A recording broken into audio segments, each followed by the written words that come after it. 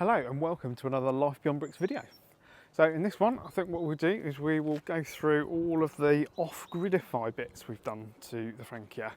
Now the Frankia was pretty good anyway, they are pretty good for off-grid even without doing anything to them, and in fact all the plug-in versions of these, they all come with pretty much the power system that I've just put in anyway, so maybe I should have just bought a plug-in, but couldn't quite afford a plug-in anyway. So what I think what we'll do is we'll take you around a few little bits that I have changed just to like make our life easier, and now the van is fully capable off-grid. Through the summer we will be completely power positive, so even cooking off-grid as well will be fully through the summer because we've got 860 watts on the roof of solar. So I have changed ever so slightly the standard van. So in this little section, normally here you would have the electric reel which was built in. Now, brilliant idea, and in fact the later model which has got the electric reel in the side of the van, it's actually like sprung loaded, so it actually retracts automatically, so it all comes back automatically. Now the trouble with the one that we had is you have to sort of manually wind it in yourself, and it's not, doesn't sound too much, but because the cable is so heavy, it's like a really thick, this is the standard cable that's on the reel, it's like a real heavy gauge cable with really thick insulation, and the trouble is you need two hands to wind it all back in. So I find there's two problems. One problem is it's only 15 meters anyway, so you need to fully unwind it to actually be able to use everything properly inside, otherwise you get inductive resistance in the reel, and the reel will just overheat and trip out in the reel. So you have to wind it out all the time, and then as soon as it's wound out and you find you need to move the van, suddenly it's like, oh right, I've got to wind it all the way back in just to move the van. Caravan and Motorhome Club, they say that you need to have a 25 meter cable to reach, so you could be at any pitch, and sometimes there might be a post 25 meters away from your van.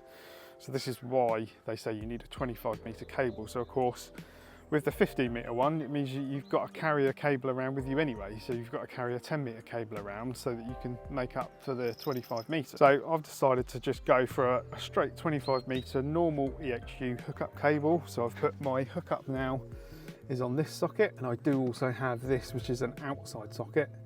So now my hookup cable has two functions. It's the outside socket, so I can run from this out under the van, and then I've got 25 meters. If I'm 25 meters away and I need 240 volts, obviously I can use the hookup cable, because we won't really need to plug in a lot of the time. Nothing else in here has changed. Everything else is the same. Kept everything else. So we do have a little bit of storage space now. So I have a little bit of storage space. Obviously the EHU cable comes up through here. This is the hole.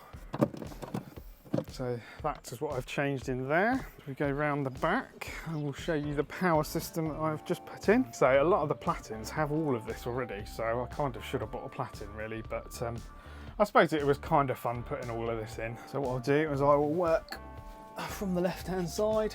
So we've got two solar switches here. These aren't, I'm not using them as breakers. These are just so I can switch the solar panels off if I need to, if I'm doing any work. We've got the solar cables coming in, solar cables going out to the chargers. So I've got the left hand series bank and the right hand series bank on these two chargers. So two panels on this one, two panels on that one.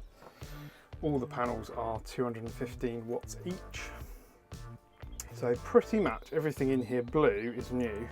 This is also new, I put this in. I just needed a few more points. I didn't have quite enough points in the links power in. So I used this as a bus bar, use that as a positive bus bar. This is a negative bus bar. Kind of fitted in the gap. I couldn't get a MIDI fuse holder at the time, they're out of stock, so I had to go with what I could get basically. So it's worked pretty well anyway, so it's all good. Then we've got the two battery to battery chargers. These are 12 to 24 because we have actually gone for a 24 volt system this time, and slightly more efficient with a 24 volt system. Well, actually it's quite a lot more efficient when you're using an inverter. And also that's why the solar controllers are so small for an 860 watt array. Because obviously we are charging at 24 volts, so these can be an awful lot smaller. Then we've got the turbo, massively powerful. This is like a big computer system effectively. It means you can control lots of things, you can control things whilst you're away from the van.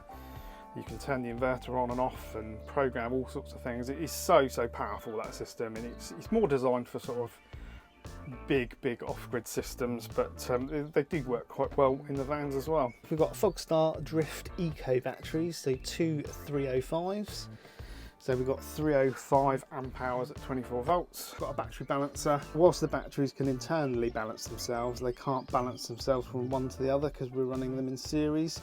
So I have used the battery balancer as well. And we do also have the DC-DC converter, because everything inside the van is still running at 12 volts. All the control systems, all the CBE systems run on 12 volts. So I've had to use a 24 to 12 converter, so that all of that still works. None of that's been affected.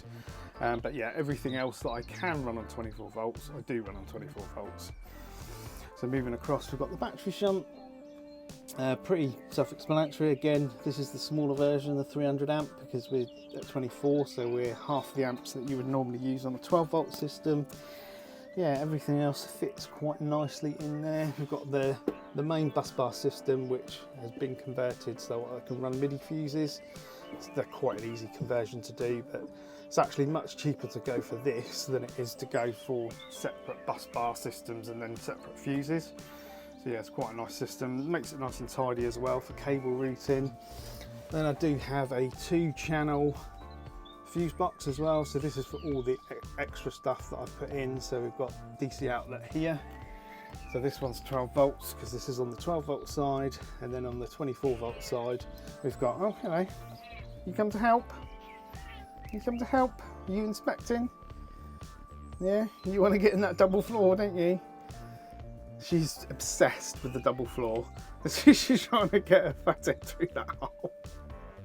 She is obsessed. As soon as I take a drawer out, which gives you access to the double floor, she is in there like a rat up a drain pipe, and she completely disappears into the double floor. You can't actually see her where she is. You have to rattle a treat packet to get her back out. Now it's good because if we ever have mice in here, which we're probably not going to because we have got cats, then I can send her down and hopefully she'll get them. But yeah, because I don't really want mice chewing any of this new wiring. After that short little interlude, I will carry on. Yes, where was I? Yeah, this is 2 channels. So one side is a 24 volt and the other side is 12 volts. So all of my stuff, anything that I can run on 24, I do. So the TV, Avtex TV inside, that can run on 24 volts. The Teltonica routers that I run, they can run up to 30 volts, so they're all on 24 volts. And then obviously I've got the max fan in that has to run on a regulated voltage. So this is all from the regulated voltage here. So like 13.1 volts, I think at the moment I've set it to. Another few spaces as well if I need to add anything. If I need to add anything 12 volt or 24, I've got some more spaces in the fuse panel. And then we come to the big powerful inverter. So this can do 2,400 watts continuous, like all day, every day. You can load that up. It can go all the way up to like 6,000, I think it can peak, but it is an amazingly powerful inverter and charger. So I haven't needed to go to the extra mile of buying chargers for the batteries because this does the charging as well off the 240. So that will charge about 1,800 watts. That is a really quick charge. So through the winter, when we do need to top up the power, we can do that really quickly. So we can effectively go somewhere, plug in for 2 or 3 hours, and we could, you know, go from pretty much empty to full within sort of probably about 4 hours. So that is the main bulk of the electrical system. So what I'll do now is I'll take you inside and show you a few little bits we've done inside as well. As I said, the inverter is wired into all the sockets now. So we've got the fridge working on the inverter, all of the hot plate works on the inverter, all of the sockets effectively. So we can actually use 230 anywhere. We don't need to hook up. So another really handy feature to have as well is the inverter actually powers the heating as well. So if our batteries are nearly full, we can actually, and I just have, dumped a load of the power from the batteries back into the water system and just heated the water for free because the batteries were nearly full. So we've got diesel heating as well. I'll probably show you this in a separate video, but we've got the Autotherm diesel heating, which is under the floor. We've got the max fan in. We haven't got air conditioning on this one, but the max fans are pretty good. We don't go to like hugely hot climates anyway, so this max fan is really quiet, so you can actually use it and sleep with it at night. It's not too noisy. So normally in here you'd have the Frankia wine glasses. We don't really drink wine, so I have changed it, put a socket in there.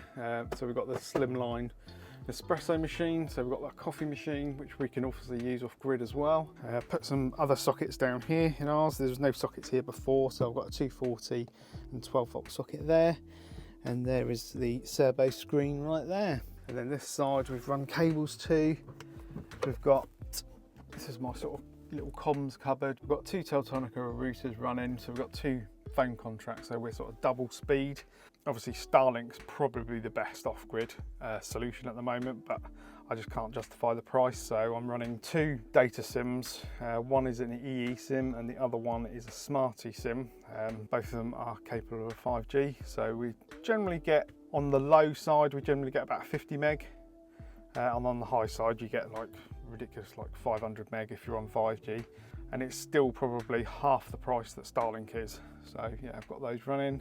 24 volt cables up here because these can run from 9 volts to 30 volts, so these will run fine on 24. This Avtex TV runs on 24 as well, so I've got direct cables up from the fuse center in the garage. So yeah, that is it. That is pretty much everything else. I think is pretty much sorted in here, and I'll just pop up and show you the solar. There we have 1215 panel there, 1215 panel there, and then 2215s. So potential 860 watts of solar. We've been getting about 500 odd watts in today, so we're quite early on in the year. We have been running the fridge on 240 today off grid because we're not paying for electric. We're not hooked up. I think we had one night with electric because the batteries were quite low before I had some of the other bits of the system in. But yeah, everything else is working well. You liking the power system off grid capability, girls?